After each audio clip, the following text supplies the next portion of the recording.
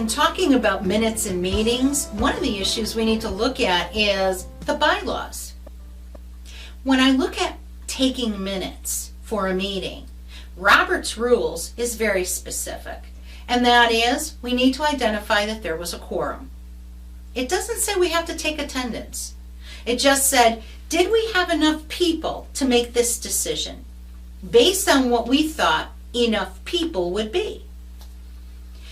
The vote belongs to the body, not to the individual. So Roberts allows us to receive anonymity, if you will, by hiding behind the group so that we all stand equal and together, but that the group is putting themselves out.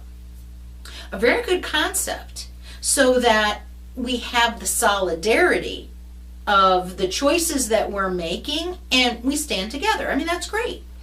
The problem is sometimes our bylaws bump up against Roberts. Now, first of all, bylaws rule. Roberts supplements.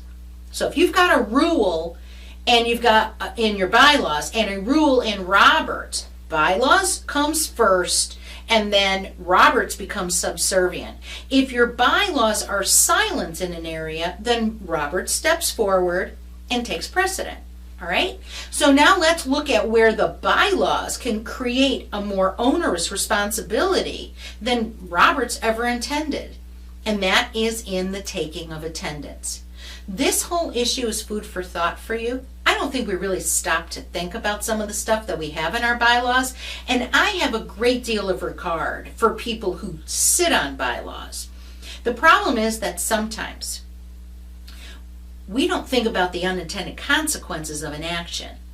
And here is where one simple culture rule, a rule to manage our culture, creates a legal problem, potentially, if there's a lawsuit. And that is in the taking of attendance. When you look at your bylaws, read the section that may require you to take attendance for meetings, board meetings specifically. And it says that if you've missed at least 3 meetings and they weren't excused, that you're off the board. Okay, makes sense when you're thinking about it, because when that rule was created, you probably had some sort of culture issue in which people weren't taking the responsibility serious. So you put in this attendance rule, and so that if someone were not committed, that you'd be able to easily ask them to go. I think there are other better ways to do it, but this is one. So now we have, if you miss at least 3 meetings. Here's the issue that I have, and that is, first of all, from the minute standpoint, we've outed everybody. The anonymity has been removed that Roberts truly intended. So now we have literally a hit list for people for subpoenas when the time comes. I don't think that's a great thing. It's not the most horrible thing, but it's not great. But now let's look at the unintended consequences of this bylaw. Because in creating this rule so that we can fortify our culture, the problem is that you have the word, usually, excused absence in there. Well, here's my question. What is the definition of an excused absence? What's the criteria for an excused absence? And who does the excusing? Let's look at both. First of all, what constitutes an excused absence? Is it me just calling? Can I email? Is it someone's in the hospital? I'm in the hospital. Is it only death? Is it my death?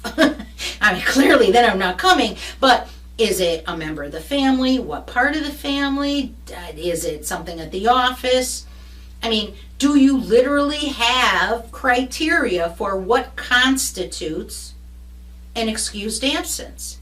Is a home inspection an excused absence? It's a question you need to know the answer to. Now, here's the other side. Who does the excusing? Is it the CEO? Is it the president? Is it the leadership team? Is it the board of directors?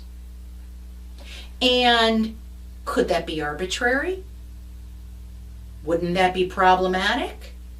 First of all, I don't think that any CEO should be the one who makes a determination as to whether someone's excused or not, because you have a job to lose, and it makes no sense to me that your job would be on the line.